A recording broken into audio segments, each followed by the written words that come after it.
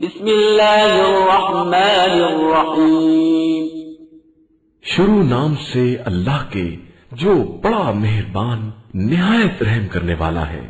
ضرب الله مثلا عبدا مملوكا لا يقدر على شيء ومن رزقناه منا رزقا حسنا فهو ينفق منه سرا وجهرا هل يستوون الحمد لله بل أكثرهم لا يعلمون۔ اللہ نے خود اس غلام مملوک کی مثال بیان کی ہے جو کسی چیز کا اختیار نہیں رکھتا ہے، اور اس آزاد انسان کی مثال بیان کی ہے جسے ہم نے بہترین رزق عطا کیا ہے اور وہ اس میں سے خفیہ اور اعلانیہ انفاق کرتا رہتا ہے۔ تو کیا یہ دونوں برابر ہو سکتے ہیں؟